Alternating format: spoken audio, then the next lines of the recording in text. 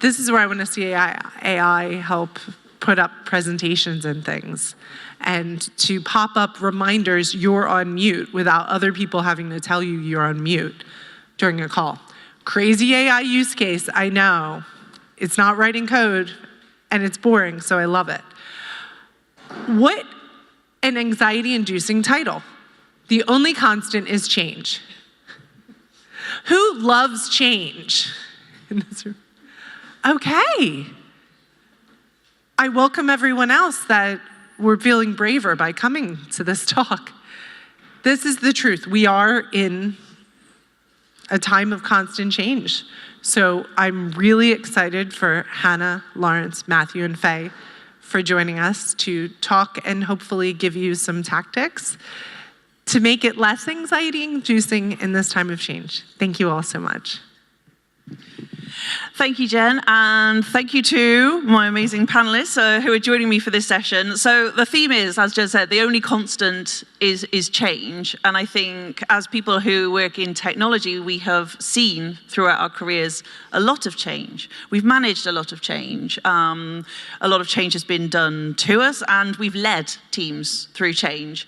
And so we've learned along the way a couple of lessons that we could use now, today, at this moment in time, to help us adopt AI in the right way. And so that is the intent of our panel today. We're going to talk about some of the learnings that we've gathered over the years and how we might use those learnings again at this moment in time with AI. But to get us started, I'm gonna let my amazing panelists introduce themselves. Who are you? What do you do? Why are you on this stage? I'll go to you first, Lawrence. Thank you, and thank you for having me. This is an amazing conference. Good afternoon, good morning, everyone. My name's Lawrence. I work at Vodafone, and I lead our AI transformation portfolio there. So, really looking forward to this conversation. Hi everyone, my name is Matthew Skelton. I'm the co-author of this book here, Team Topologies. Just the second edition came out very recently. It's all about organizing business and technology for fast flow of value. And this afternoon there's a workshop, 2 o'clock, where we'll explore some of that in more detail. And we're sponsoring, Conflux is my company, and we're out there in the main auditorium thing, sponsoring the conference. So it's great to be here and sharing some insights and conversation. My mic working? I'm Faye. I'm the Principal Product Consultant from Armakuni. We're a tech consultancy, and our mission is to return joy and creativity to the world of engineering. I'm a product person by background, and so I'm really interested in the human experience of all of that and how we make sure that we are human-centered in all that we do. So yeah, I'm really excited to join this conversation. Thank you again for all being here. So I'm going to start with a question about AI transformation, because everyone wants that right now. They're like, okay, like the old way is gone. We want the new way. We want all of the benefits that we're getting promised with AI. We need it, like we need a plan. It's certainly a thing right now, and it's certainly a question that I get asked, but I was going to say that to you, like, has anyone asked you that question? Like, what would you say if someone said, I need an AI transformation program, but I don't know where to start? Like, what would be your answer to them? Firstly, start small, because I think that's the thing we've learned from all types of like organizational transformations over the years, is if we try and do big bang, it just doesn't work. You need to start small, we need to be incremental, we need to bring people on the journey of change, and we need to listen so that we can learn and adapt and, you know, find the right path forward. I would say, so yeah, we've been approached plenty of times, and I would say, or what we now tend to say is actually, maybe you don't need a plan exactly, at least not first. Maybe there's a set of core principles that are actually more important to establish first. And certainly, like looking back over the last sort of 15, 20 years really, the organizations that succeed with transformation are those that have embedded some core principles. And the core principles that really seem to work are, how do we empower groups of people to be good stewards of outcomes end to end? Everything else is detail. It sounds a bit strange, but pretty much everything else is detail. If you've got that as your core starting point, then new technology that comes along and new ways of using technology that come along, it actually fits in. Whereas if we're not starting with that position of empowering groups of people to be good stewards of outcomes, then this new technology is really disruptive, and we find it very difficult to persuade people to adopt it, and so on and so on. I like that what you said about it, like the rest is just details. One of my favorite mottos is like, all plans are lies, but planning can be useful. Planning is just like we heard from Laura earlier, it's just a prediction about the future. It's like, oh, like what do we think is going to happen? What are we aiming for? What do you think, Lawrence? This is your job. This is your job. Have you got a plan? Love that. No pressure. It's a really good question. I think, all jokes aside, I think that was something that we were asked. Definitely, it was like last year, and I think without kind of going into a massive amount of detail, I'm really happy to talk upstairs. I'd say, building on what Faye and what Matthew have just said, one of the things that we were asked to do is we need an AI transformation. And what's interesting is that in communications or in telco, AI plays a really, really critical role, incredibly critical role. And I don't know how many of you are with Vodafone, but there's a lot of our operations currently that have AI integrated with them, right the way from networks through to customer experience, all of which we've implemented, not just me, but we've implemented over the past couple of years.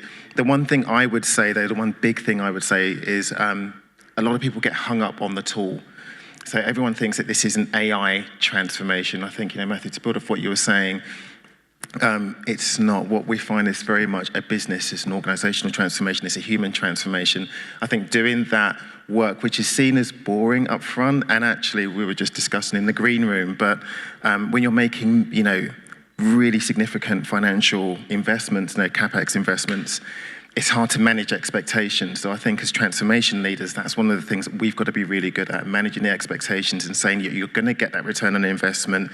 You're going to be able to talk to your shareholders or the people that really care about this is what's happening, but we need to really work with our people. We need to really, this is a business transformation first.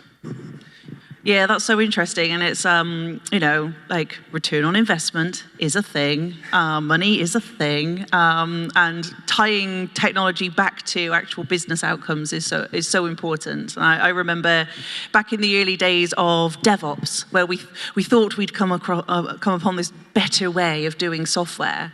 Like, we were all really, really bad in tech at talking about the outcomes, like the business outcomes, the return on investment for doing this change. And we're much better at that now. We've learned some lessons, which actually leads me on to my next question about lessons that we've learned from transformations of the past. I was very involved in DevOps transformations and cloud native transformations. Those are the things that happened to me in my career, but there's so many others transformations that we've been a part of. What lessons are the ones that you keep kind of going back to from the past that you're sort of bringing through to the way you lead through change today? I think, like Lawrence was saying, it's about what are we trying to do? Why are we trying to do it? Linking it to a really meaningful metric or objective, the why really behind it. Because if we're just doing AI for the sake of it, then, it's just noise, it's waste, it lacks purpose. So that clarity of purpose, I think, is really, really key.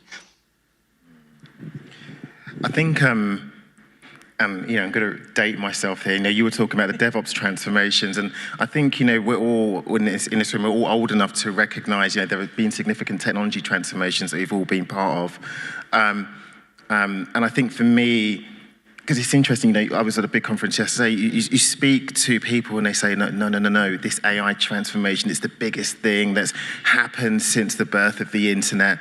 And, that's quite hyperbolic, right? But, I think everyone in this room, you remember the social media revolution when everyone was starting talking about how, and especially from a CX perspective, it's so important that we're on social media, that we're capturing social media data, we're learning from our customers. And for me, so one of the big transformations I led was our Copilot adoption, and that was, I think I was talking about that last year. I was in the throes of doing that last year, but now we've got about now 13, 14 months experience doing this, and it was for 35,000 people, and it was a big bang transformation, and launching a piece of software to everyone at once that was not, I think, and that was the thing, I think, with social media as well, and working at big companies. That was not the hardest thing. The technology transformation was not the hardest thing. I think managing upwards was the hardest thing. So really speaking to executive stakeholders, people who held the purse strings. It's just, everyone's saying, like, for example, with AI, I want to see use cases. I want to see things in production. I want to see POCs. And it's just like, oh my God, can everyone just calm down? The fact that this works and the business hasn't fallen over, like, is a massive achievement. So I think I would say that I've spent a lot of time managing upwards, helping to shape the expectations of the exco. And yeah, that's definitely one thing I've seen that's kind of traversed different transformations. Yes, and I think you call it stakeholder management or whatever. I think there is it's a skill for everyone. You don't have to be like a senior leader to be able to gain those skills and manage those expectations and be like put yourself in a better place where you're not going to be like over-promising and under-delivering, because no one wants that, I guess. But what do you think, Matthew?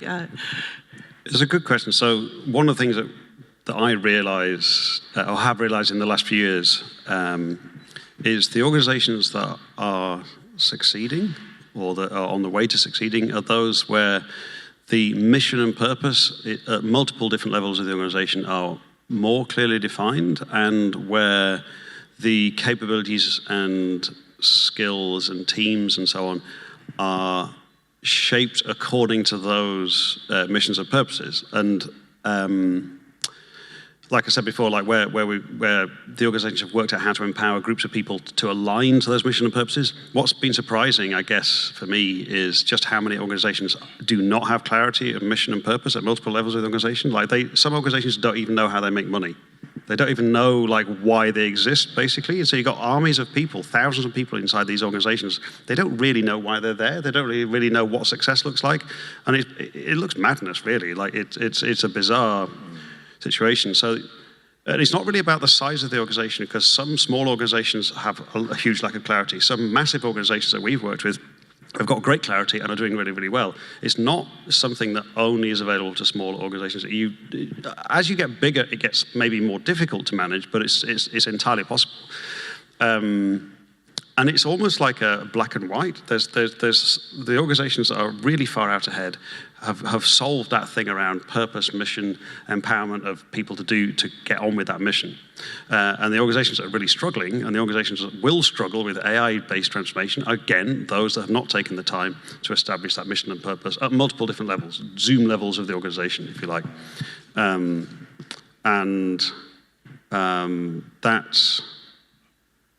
That's the thing that is almost like a prerequisite for success. Yeah, it's like the Dora report. It's a mirror. So if those foundations are not in place, and the healthy practices, the healthy ways of working and operating are not there, and then you put AI on top, it's just going to mirror and amplify the dysfunction that's already there, or the healthy situation that's there.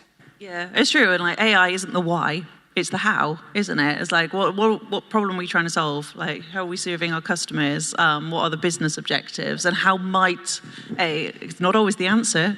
It's not rub a bit of AI on every problem, but yeah, how might we use AI to help us on that mission? I want to ask a question about the human side.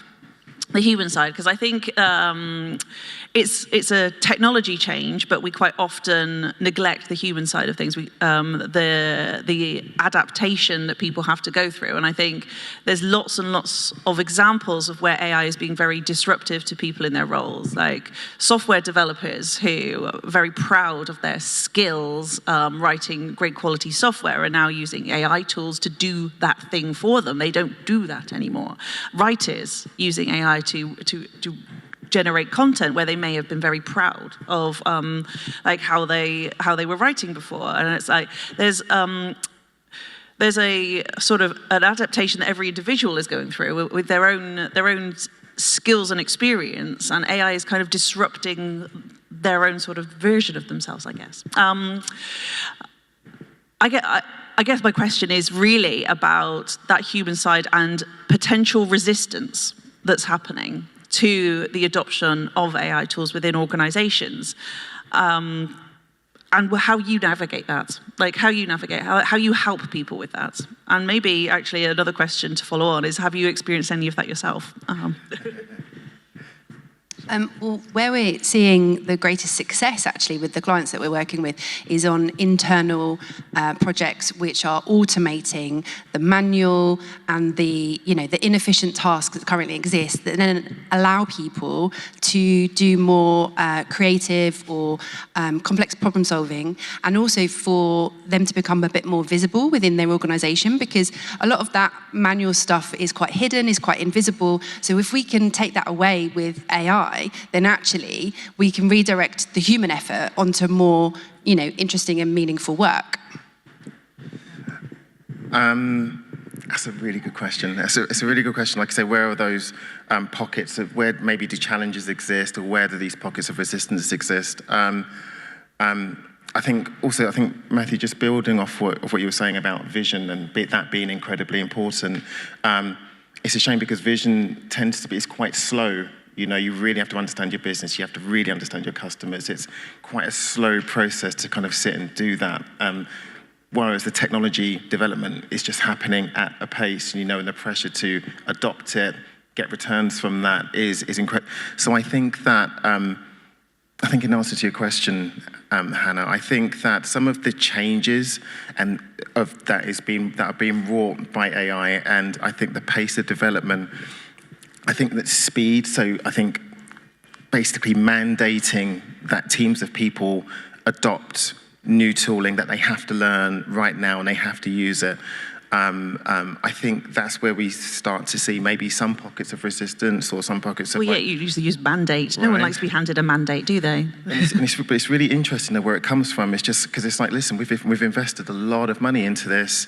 We have to see, so for example, I think also just old ways of thinking and AI, I think also lead to kind of some maybe resistance. So for example, if you look at a lot of the AI measurement, and I'm not sure if there are any people do AI measurement here, would love to talk to you about this, but a lot of the tooling that we see, a lot of the measurements for success, when things like adoption, time spent on AI, it doesn't necessarily mean it's a success, but it also then compels people. It's just like, God, okay, I have to use this to record the meeting. I have to use this to summarize my email. I have to use it. So that then leads to pressure. I think, again, following on from what we were saying in terms of vision, I think if there isn't a vision there, if there isn't a North Star, that can be quite destabilizing, especially with AI. So then I think you leave yourself open to lots of discussions of, am I just training this thing to take my job? Am I,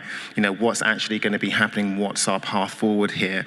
But I think even then to flip it over, where we've seen most success, where we've seen most adoption, I thought there'd be intergenerational pockets of resistance, but no, everyone's been incredibly enthusiastic about taking this on. And I think now that AI is becoming more democratized, it's being embedded in lots of other tooling, so it's not just Copilot, it's in Salesforce, it's everywhere. That's what we see. But I think just in terms of resistance, it's interesting. I think this is what I think. I think leadership is just so incredibly important. If there's a North Star, we just find like brilliant adoption and brilliant engagement. No, that's really awesome. Because I think, because you were on the stage at this conference last year, yeah. I think that's a completely different story to the one that you were sort of going through last year, which was like, well, it's like, how do we start this journey? And now hearing that is actually really, really great. Matthew, what were you going to say? So I've got 3 thoughts really around like helping people, particularly inside the organization, to navigate this.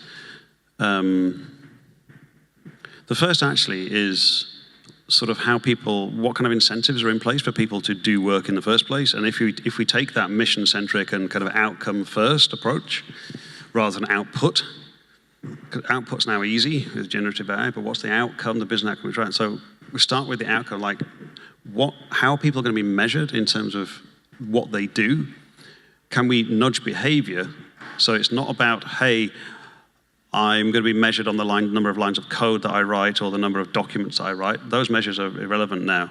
But what's the actual business outcome? Then, in some cases, people then can be, because they know they're going to be measured on the outcome, then they're less hung up on, less attached to that particular way of using a spreadsheet or that particular programming language, whatever that they're using before. So the organizational, the value in going outcomes first actually can have a very positive human benefit as well, because you're shaping the behavior there. And it doesn't work for everyone, but I think it does work in some cases. There's a very practical thing for HR or human resources or people department to do. Stop hiring people with technology in your job title. Stop hiring .NET developers, or stop hiring, Tableau engineers or whatever it is, because that stuff, the exact technology is going to be irrelevant in 18 months or shorter. Like, hire someone for the types of skills they can bring to probably a blended team of people, rather than like a real technology or a skills silo, because it becomes a weight holding back the organization if you've got an army of people who are hired to do this one particular technology thing rather than using their skills more generally to achieve outcomes. And the third thing, I think, is helping organizations to actively seek out and curate and shine a spotlight on good practices. So wherever we need to kind of move practices forward and make changes, help people feel valued for that. And so, I mean, that's one of the things in the workshop this afternoon at 2:00 that we'll cover, is taking a much more active approach to kind of diffusing awareness and practices across the organization as part of this, because technology is changing so rapidly, we can't afford to kind of stay still and have little pockets of knowledge. We need to take a much more active approach in spreading that across the organization. Yeah, that's so true. And I think there's an opportunity for sort of everybody to help with that. You don't necessarily have to have like educator or trainer or anything. Like, if you've figured out something in your organization, then it's so important to share it, isn't it? Exactly. And you have people in the organization who, like, someone out of their day job, like they're a public speaker, or they're involved in theatre, or they're involved in, they do like audio visual for, like audio and video for like their local theatre or something. And there'll be all kinds of people in your organization who can do amazing things, bringing together and showcasing good practices. It's not about sharing everything, though. It's about being very particular about which things we want to spotlight. Otherwise, it's just noise. It's just like everything that's shiny. It's like we need some sort of curation to go, what are the things that are really going to make a difference in terms of behaviors and ways of working and so on and so on. Yeah. But there will be people out there who have amazing skills. It's not about hiring a special load of people with like training or conference organizing skills or whatever. Yeah, I think it's the guardrails that like create those boundaries with clarity, and then it's trust, and it's allowing people to figure stuff out in the middle with the stewardship of outcomes, the clarity of purpose, and the guardrails to, operate within and experiment and try and share and all of those, really generative things. Well, yeah, I mean, one of my questions actually was about creating that space for experimentation, because hackathons, like AI hackathons, they're back in fashion, aren't they? The hackathons made a comeback, and I've been so impressed with what people can accomplish when given the space to play with technology and experiment. Have you seen either hackathons or any other methods in the organizations you're working with or a part of to create that space for play and for learning? Gosh, it's interesting, because we've got a really well developed, and like they're a really amazing team that kind of works on adoption. And so you're right, with things like hack days, hackathons, they've been amazingly helpful. And of course, we've got the dual benefit of just being able to really understand a technology ecosystem, create psychological safety, but hackathons really are directed towards technically minded people, which of course not everybody is. So one of the other things that we've had are promptathons. as well? Yes, yeah. Hackathon is the sort of word I use, but yeah, you can have the same sort of concept for any group of people, can't you? Absolutely, yeah, exactly that. So we've used those. I would say those are maybe the two types of vehicles that we've used, but certainly creating that psychological safety and physical place for experimentation is super important. I'm a little bit ambivalent about hackathons. I've seen them work really, really well, but if that's the only place that experimentation and working together and blended skills come into play, then the organization is missing a massive trick. Like, what would it take to have the same energy, the same innovation speed, the same like amazing awareness of different opportunities? What would it take to have that every single day? And there are plenty of organizations that are doing that all the time. They almost like don't need hackathons because the way they work daily, they're doing that stuff anyway. So hackathon can be good to showcase another way of working, blended teams, like everyone around the same computer screen, that kind of thing. But there is a bit of a danger that they could become a bit like theatre, and then all of the knowledge gained from working in a new way is then just forgotten. Oh, we're back to the daily work now. Forget all of that working together stuff. So, yeah. Yeah, I agree. I think it's about culture and the authenticity of that, and not just being performative or for show. And, like within our organisation, we have regular days where we take ourselves off of client work and we come together and we learn. And so that investment from our organisation in us to have that space to learn means we're much more that way inclined, so we are operating that way on a daily basis, and we're coming together, we're self-organising around problems and ideas and this sort of thing because we know we can, and we have that permission and agency to do that. Yeah, that's such because it is like it is kind of like back to the day job, isn't it? When a hackathon's over. I'm going to take some of the questions from the audience now with the time that we have remaining. You've heard enough from me. I thought this was a really great question, which is, what are your top tips on approaching senior leadership to emphasize the importance of change management when it can be viewed as an expense with difficult to measure outcomes? Yeah, so the hard workers, who's going to take the hard question? Gosh, okay, I know we've only got a couple of minutes left. Emphasizing the importance of change management. It's what's the best way to engage leadership? I'd say the way that we have done this, the way that I've done this.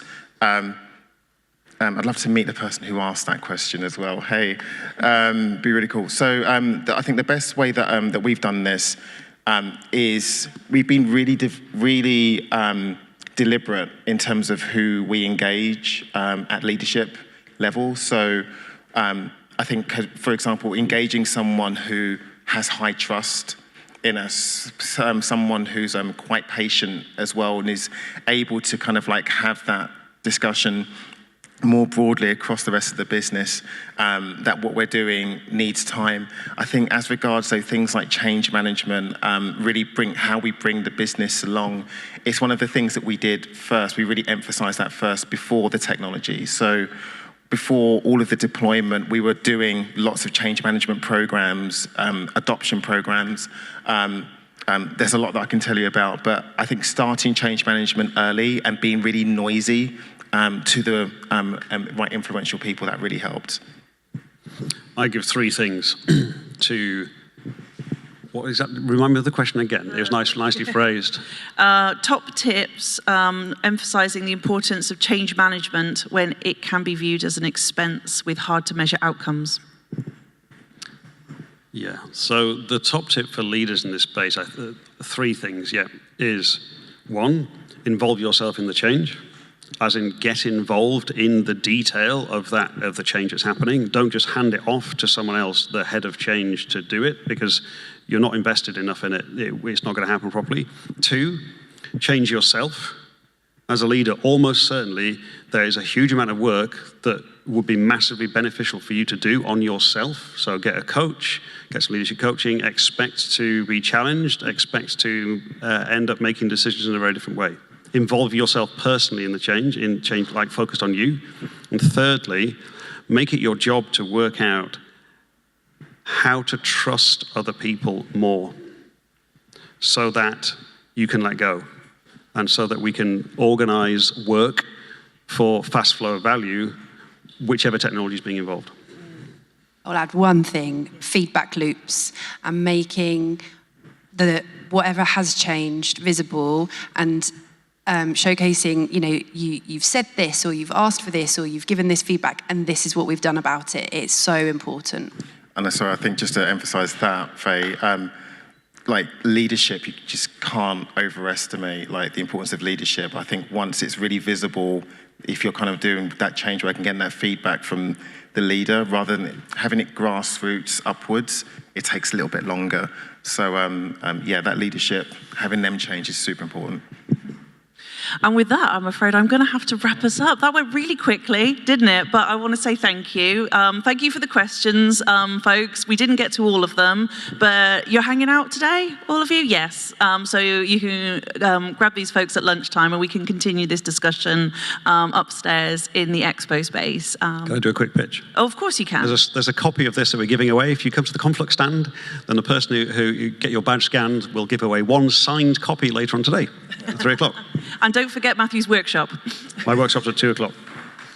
Thank you, Hannah.